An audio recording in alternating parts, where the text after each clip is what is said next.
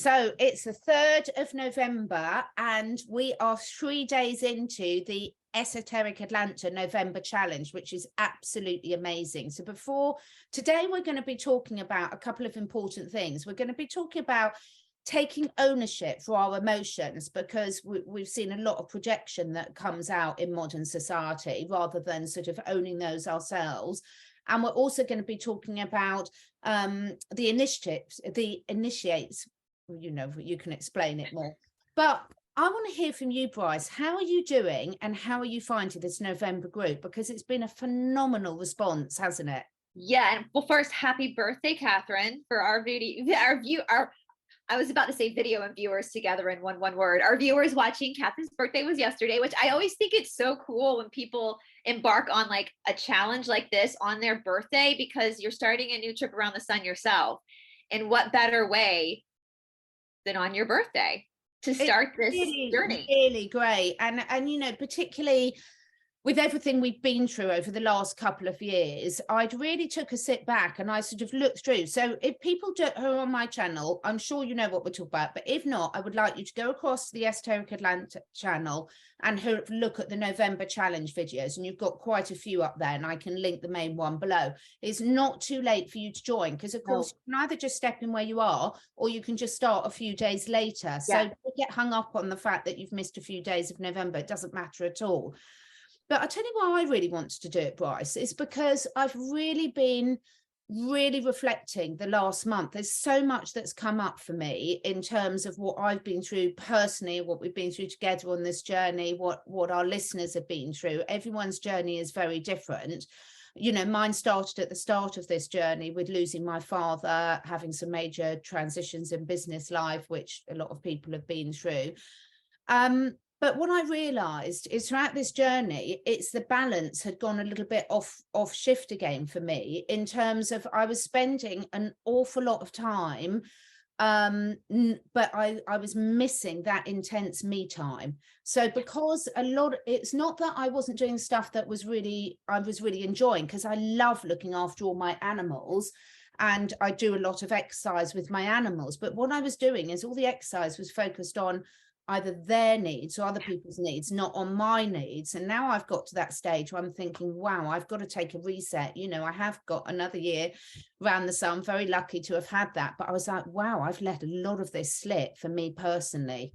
Well, and I think that's easy for us to do. And that's the main thing I want people to understand. Exercise is a modality for healing. And I think in the Western world, we're so used to viewing exercise as something to abuse ourselves with, or get skinny, or, you know, have the perfect body. And that's not what it's. If you study all the ancient religions or spiritual practices, they all had a physical modality with it. You know, the ancient yogis weren't trying to look good in bathing suits, right? Like that, they were doing it for other reasons. And what is that reason? And this is what I want people to really understand, how incredible. I mean, you're a biologist, Catherine, you know how incredible our bodies are. And our bodies are these tools, these instruments that our soul has created. And so I've said this a couple of times now, and I really want people to understand this, because we've been robbed, I think, of so much education when it comes to true spirituality. True spirituality isn't talking to dead people. True spirituality isn't channeling, or isn't, you know, divination. True spirituality is getting in touch with your spirit. And how do you get in touch with your spirit and your soul? You go into your body, because your body is the Shakti. It's your soul created your body so that the soul could experience itself, so the soul could know itself. And so sometimes we see, when we have these issues come up, these obstacles, which, as Marnie Alton says, they're not obstacles, they're puzzles. That's all they are. It's like a big boulder that we now have to figure out how to move it. And that comes across in the exercise as a stuck emotion, as frustration, as anger. And a lot of times when we feel that, we want to run the other direction and not deal with it. But the body is that instrument that's allowing your soul to find itself. And that's why I always talk about the friction. It's like the match. If you hold a match, it's such an easy analogy. Everybody knows what a match in a matchbook looks like. That match has everything on it to light a light. It's got everything on it to have that spark, but it can't light itself without striking against the matchbook. So what is that strike? That's friction. That's the sweat. That's the anger. That's the depression that comes up. That's the shaky muscles. That's what's causing your awareness to shift inside your body. And so, yes, sometimes people can use exercise as escapism. For example, which you picked up on, taking care of your animals, going out for walks with your kids. That's awesome. That's great. That's wonderful. But it's not the modality for your spiritual awareness, because your awareness comes outside of yourself.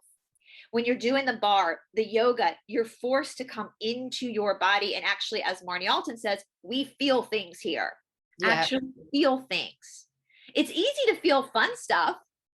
It's not so easy when it's pain. But that pain is necessary. And usually that pain, the physical pain, most of us can handle. It's the emotional pain that becomes unbearable. And that's where we see the addictions come in. That's where we see the overspending on Amazon because we want to distract ourselves, or turning on the TV, or getting on. I catch myself doing it when I'm journaling or something's coming up. I'll quickly try to go get on Instagram or something. Yeah. You know, you catch yourself doing that. You don't even realize that's what you're doing, but your ego's going, no, we're not going to touch that. But your soul's going, let's touch it. And I think this is where, you know, we've spoken so much and listened so much, and so many other people have over the last few years, about sovereignty. And actually, when you sit, and I'd love people, I'm not sort of pushing my channel, but I did such a good series with my friends, Dr. Timo and Lance, on optimizing health and happiness. And we cover a lot of these in a lot of depth, because actually, on an individual level, it's very disempowering for most people when they really sit for it. When you think, I couldn't run away from trouble, I can't chop wood for myself anymore, I've let my physical body, for whatever reason, get to a stage where I'm not actually capable of looking after myself.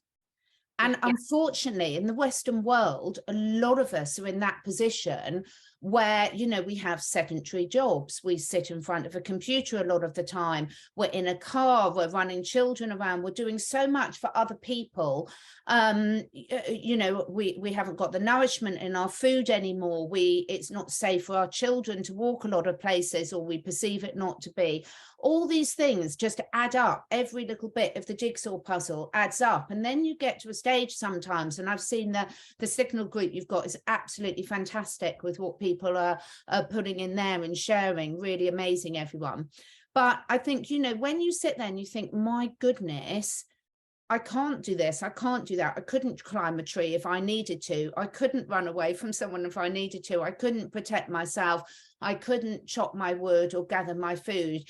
It's a feeling of helplessness, and a lot of these feelings, these deep feelings, are projected outside of ourselves at other people in anger and frustration. And what you're doing with this shadow work group, and everyone who's supporting that, is sort of saying, okay, now is a time with this great awakening to actually take ownership ourselves for what's happened. It's completely different to blaming yourself. Like taking ownership of yourself is very different, isn't it, from blaming? Absolutely. And that's the thing when we think about, you know, the Western world. I think we spoke a little bit last time about transcendence and immanence. In the Western world, we're taught that God is without us, and there's this thing called sin, and it's wrong and it's bad, and we get punished by God.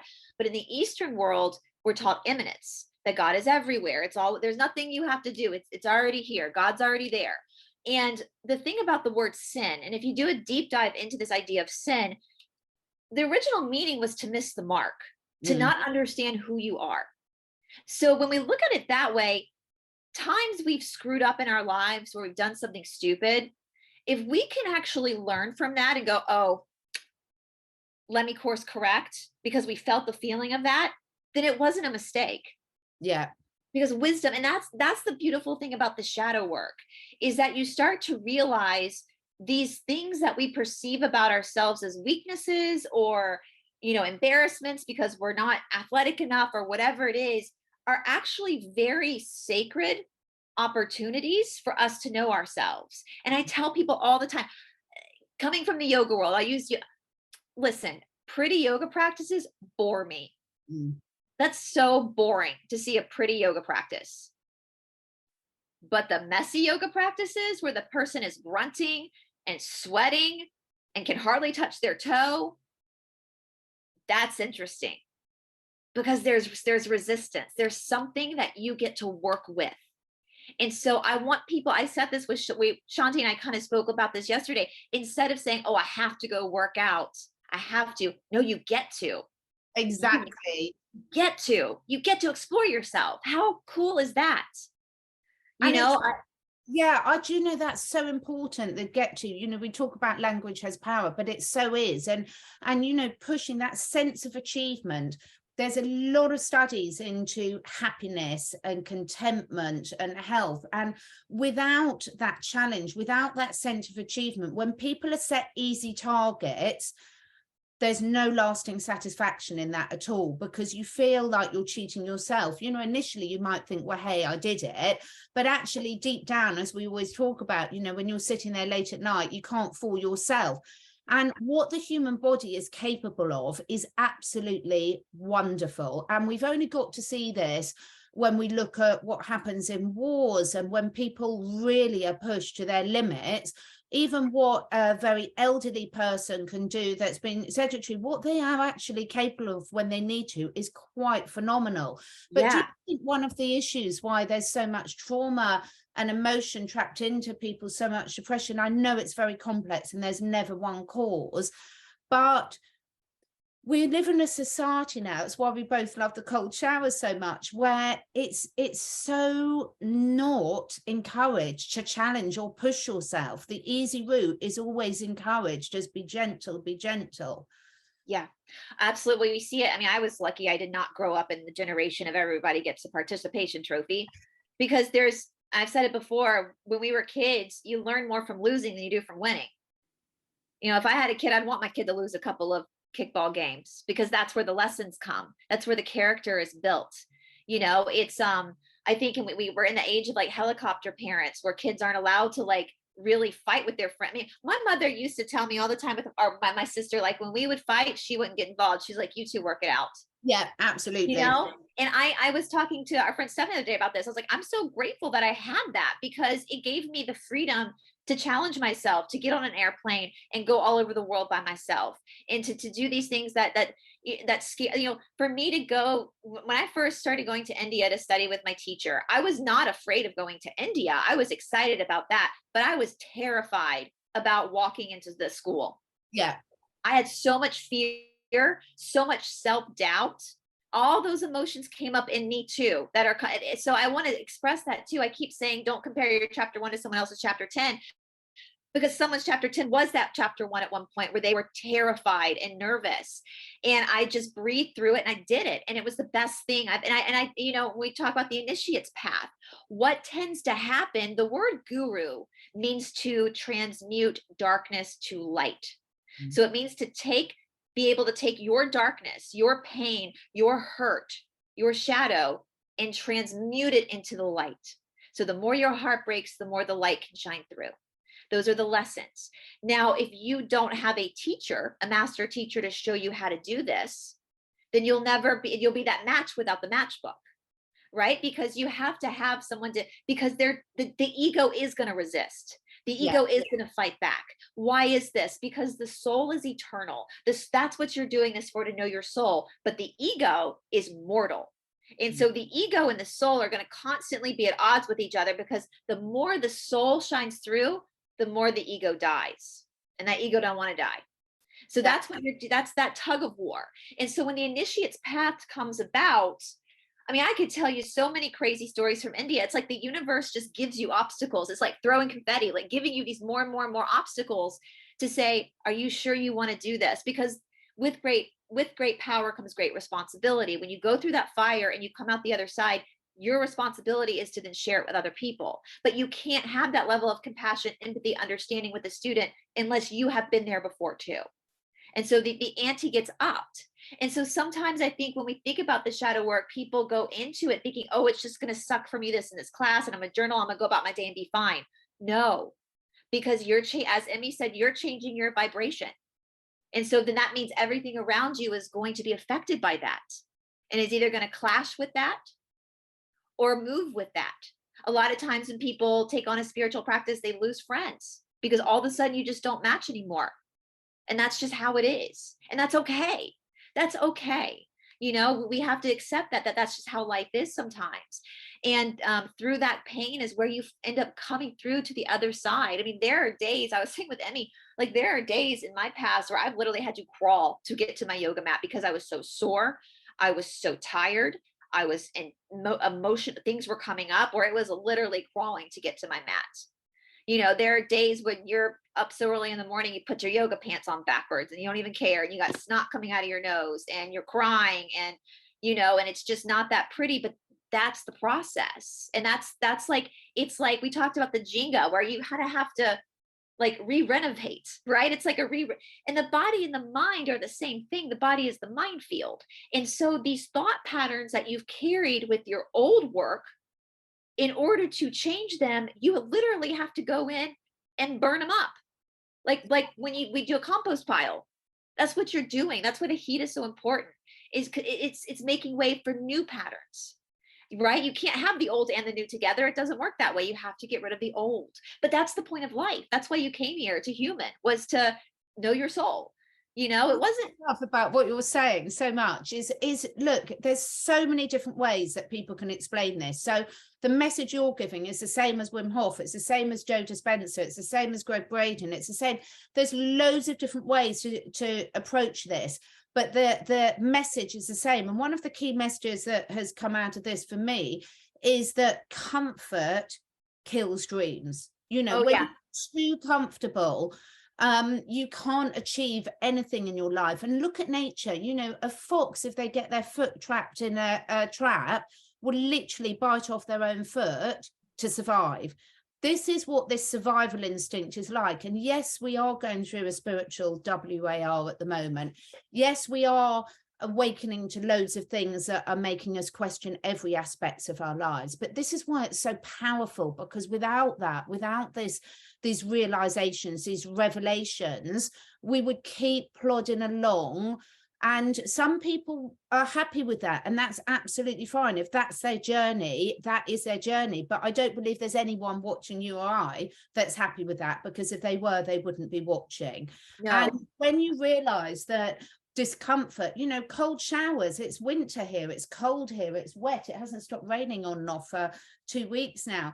But when you push yourself out of your comfort zone, that's when you start to make real changes of your life. As Joe Dispenza says, you cannot create change in your life from the same personality. You've got to get up and start doing different things with your life. You've got to switch up your routine. We've got to do things differently, because if we keep doing the same things, our reality around us will keep being what all of us are complaining about. Right. You can't change unless you change, you know, and it's hard. And I want to let people know too, like, this is not, we talked about this thing last week too, like, this is never ending. Like, you're never going to get to a point where all of your triggers are done, all of your shadow work is done. When you get to that point, that means you don't have to reincarnate anymore. So if you're still in a body, yay, you got more stuff to work through, right? But it's the perception, it's how you perceive it, as Ram Dass says, oh, this is interesting. Huh. You know, I laugh about how backbending, I punched a teacher coming out of a backbend once. And that's how I first reacted. But then I breathed into it and I took it on. And I'm going to be honest, I'm probably one of the best backbending teachers out there, because I've had to really study it, because that's the leg behind the head, the forward folding, not a problem for me. But backbending, that's where my work is. Whatever emotion is stuck there was what I've had to work through and continue to work through in order to, now I can backbend perfectly fine without having any anxiety come up, right? But instead of running from it, I had to go through the flailing, you know, the fish out of water, the flop shop, the crying, the doing everything. I always laugh in the Mysore room, because it's not a lead class. You see people as a teacher, these postures, we hold them for 5 breaths, hit it and quit it. But you see people, when they get to a posture that triggers them, all of a sudden they have to go to the bathroom. All of a sudden they start picking their nails. All of a sudden they need to go fix their hair. You see the subconscious try to avoid it when it's literally like 30 seconds that they're avoiding, and how big that emotion can be. And that is part of the practice too, is being able to observe yourself, to understand how your ego works, so that when you do have these triggers come up, you won't project them onto other people. Right. And we were going to talk about, I tell people all the time, if you got to go sit in your car with a pillow and scream into a pillow, do it. You know, I live in a city. Well, I don't know if people pay attention in a city, but your neighbors might think you're batshit crazy, but we're all batshit crazy. So we're on Earth. What's the difference? They all think we're crazy anyway. Yeah. But we're seeing so much projection at the moment, and nothing more so than on social media, because it's so easy to behave in a way that you would never behave face to face with people, when you've got that distance, that electronic distance between you, and it can actually bring out the best in people, or it can bring out the worst in people. But the thing is, it can't bring out something that's not already inside of you, like we already talked about. So talk me through your thoughts, Brice, on how the exercise and starting to use and challenge our bodies more is really important to get those frustrations out of you. That's a really good question. So your body is almost like, you know, I think about in the 80s and 90s when I was a kid, before every home had a computer, my father had like these filing cabinets, and he had, you know, taxes in one, like our health records in another. And so your body kind of holds these filing cabinets. And so the body's job, one of the body's jobs too, is to keep you alive. And so the brain, the actual organ of the brain, one of my favorite books is a book called Flow. Hungarian psychiatrist wrote it. He talks all about the functioning of the brain as an organ, right? Its job is to problem solve. And so it senses danger and it stores the emotion into the body. Now, what tends to happen is we keep just stuffing things into the body, into these nooks and crannies. And that's why we have health issues. That's why we have disease. It's dis-ease. The body is out of harmony. And so when the hip starts to hurt, or when the knee starts to hurt, or when the back starts to hurt, it's not, when you're coming at this from a spiritual perspective, it's not that there's really a health issue going on. It's your body reacting to an emotion that you're carrying too much of. It's your body tapping you on the shoulder saying, hey, our filing cabinet is overflowing here.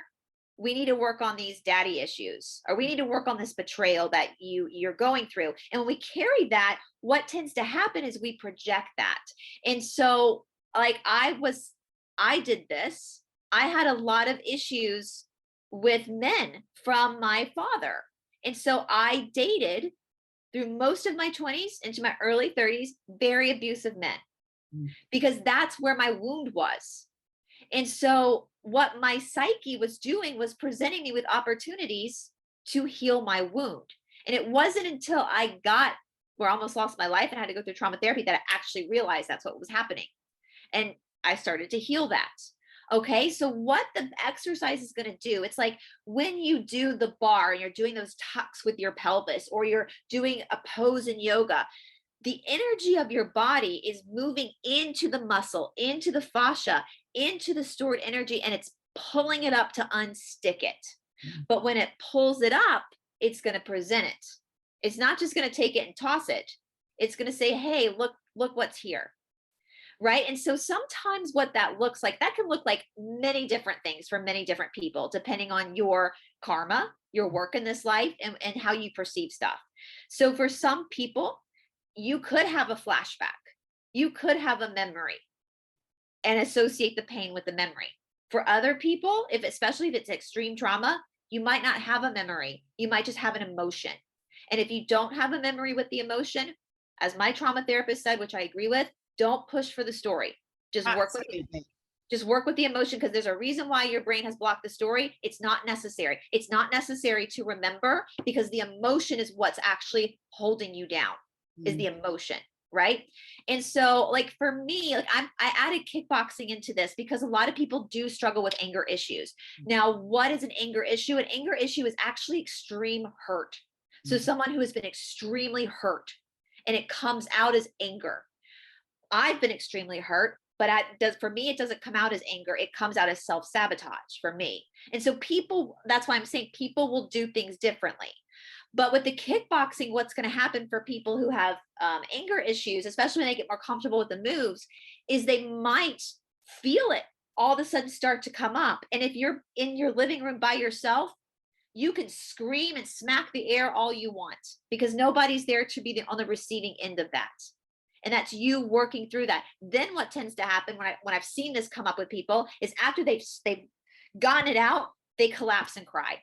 And that is that collapsing and crying, if that's how that is just as important as those squats, because you do not stop that from happening. Allow it to happen. There's a reason why small children, when we're children, we know what's good. We know energy as children. And Catherine, you're a mother. Kids have temper tantrums. And then what happens after the temper tantrum? They usually fall asleep and they're fine.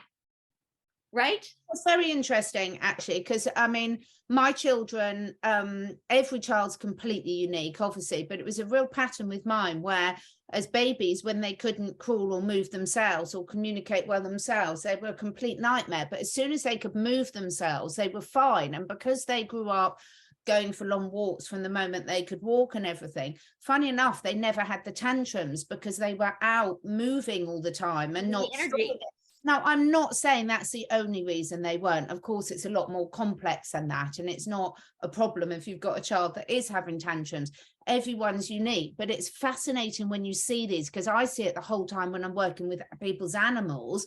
Is the fact is so many people, for example, have dogs and they don't let them move and play and act like a dog should. And of course, then you've got all those emotions in there, which then get labeled as behavioral problems. And it's not the dog that's got behavioral problems. It's the fact that they're not allowed to be a dog and let this out. And any problem will build up and up and up. Just like toxicity, if we're eating the wrong stuff, will build up in our body, as you're saying, so will the emotions. So letting things out in a safe place where you're not damaging other people is crucial. No. It's crucial. And it's so important you said that, because people do. And we're going to be talking about, Catherine and I are going to do later with the food stuff, because that's coming up with Self-Study Saturday. A lot of times people will choose certain foods to cover emotions because it gives them an endorphin high. And so that's going to be another one that, of course, that builds up on top of it. And that's you know, I know somebody whose trauma therapist told them that if this worked for this person, and if this works for you, do it. She went and bought a dog bed. Don't have your dog in the bed, just a dog bed. Get a Nerf baseball bat or cricket bat or something. Go by yourself into a room, and if you got to beat the shit out of that bag, you do it. That's why boxers hit bags, right? That's a way to get something out. Here in America, we have, I don't know what the businesses are called.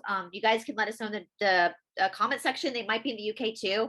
Somebody had the brilliant idea of creating a business where you can go into a room with all this, it's either old cars or china or junk. You put on a hazmat suit. They give you a sledgehammer.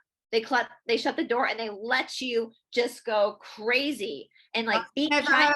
That. Wow. Yeah. It's all over the United States. It's probably more in cities. And they have these rooms, and you just pay, you go and you get like 30 minutes in the room, and they put you in a hazmat suit with goggles on so you can't hurt yourself. And they have all this junk in there, and they give you a sledgehammer and they say, have fun. And you can just go in there and just whack away at all this. I have never heard of that. I'm not sure whether we have those in the UK. If we have, I haven't heard of them. Yeah. I mean, like, why didn't I think of that? Like, that's a brilliant idea. I've always loved hockey, because field hockey was I loved field hockey when I was younger.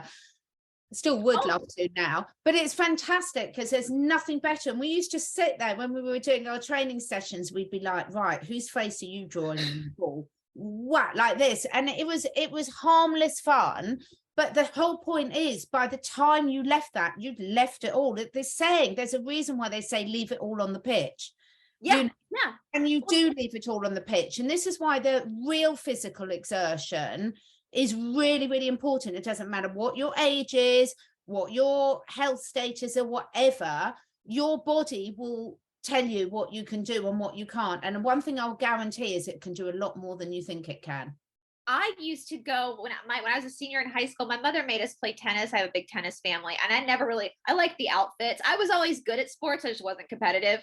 I thought the tennis pro was cute, so I think that's why I kept up with it. But my senior year of high school for college, I would go to the court and get the ball machine, and I would just whack.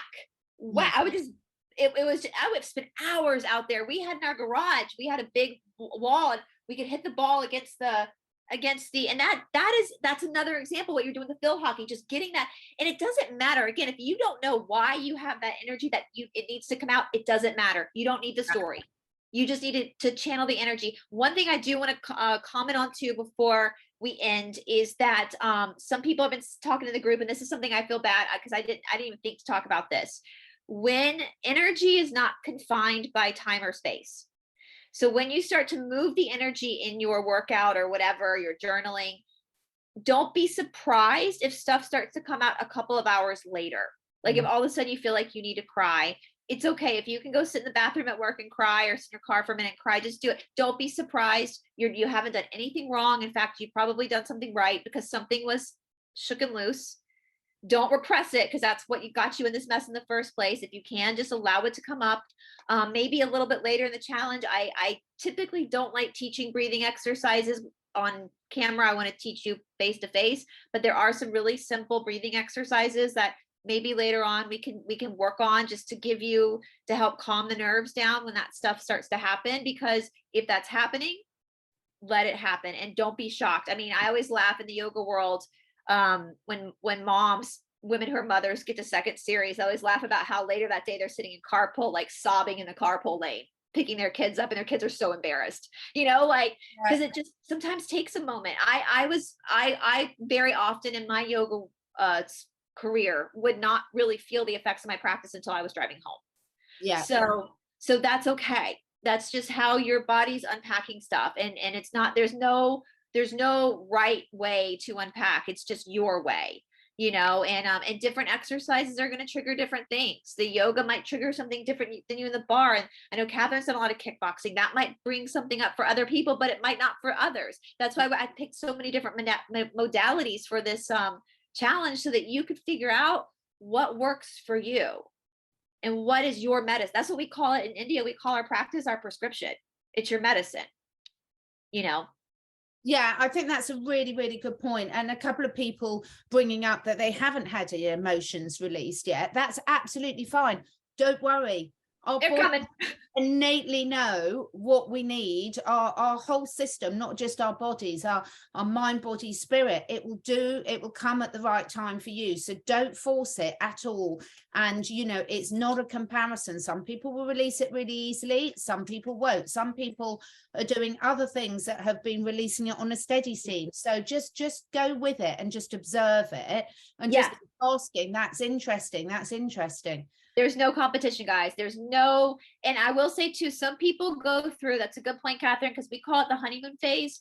Some people, like when you're in a new relationship and love is blind and everything's wonderful and you can't see like how crappy the guy is and all that kind of stuff. Same thing happens with exercise. We see it in yoga all the time. For some people, especially if they're brand new to this, the first like 6 weeks of Mysore is amazing. Their body's sore, it's changing, it feels so good. And then after that honeymoon phase ends for them, that's when the real work begins. So for some people, you are going to go through like a phase where you're just in love with this. And that's okay. That's okay. That's how your body's processing the change. That's okay. Totally fine. Yeah. And you're right. Some people have been steadily doing shadow work, so they might be more open subconsciously to having something come up quicker. It doesn't matter. Your soul, you literally can't kill your soul. Like literally you are an eternal being. So the way God sees it is like, you got all the time in the world. Like, so you just enjoy, don't force the wave, just ride the wave when it comes. Yeah. So I'm glad you brought that up, because that's another thing too, that some people aren't going to feel it right away. And that's totally fine. Absolutely fine. There's nothing wrong with you. Yeah. Okay, brilliant. Well, I'm excited to, be doing on this challenge. I think it's absolutely brilliant what you've done. I think, having the support, I think people are ready now to be doing something themselves. It's a fantastic way of putting your energy into something constructive that is going to benefit you in more ways than you could even have begun to, think about. So well done you. As I said, people, I will put the link obviously to Brice's channel below. It's not too late. What email would you like people to use? shadowworkchallenge at gmail.com. We're over 500 people now globally doing this. Our support group is getting bigger and bigger and bigger by the day. I can include the link. It's a private support group, so if you want to be vulnerable, it's not going to be shared. No one on the outside can see what you're writing. We've got amazing people in there. Catherine is an administrator in there as well, so she can let you in. We'll let you in. But my rules are you have to always be kind. Don't share anybody's private information outside of the group, and have fun. And if we do have some trolls get in there, we'll just block them, but we are over 500 people now. It's never too late to start. I don't care if it's November 29th and you want the template, you just email me and you can make it work into your schedule. I will say I have included Thanksgiving for the Americans into this challenge. And I do say in this challenge, if you want to read ahead, for our friends who are not Americans, to observe how the Americans handle Thanksgiving with this shadow work challenge coming up, because we all have Christmas coming up. And as Ram Dass says, if you think you're so enlightened, go spend a week with your family, because no one triggers us like our family. So I even put there, I was like, for the non-Americans, just observe how I've talked about Thanksgiving and the holidays, so that when Christmas comes, maybe that will give you some information of how to like breathe through that interesting obstacle. Very interesting, right? So yeah, so have fun with it, everyone. And even if you're not joining it, there's a lot of information here that you can apply to wherever you are in your lives. So thank you so much. Have a wonderful, wonderful week, everyone. And we will be back next week. bye, guys. Bye-bye.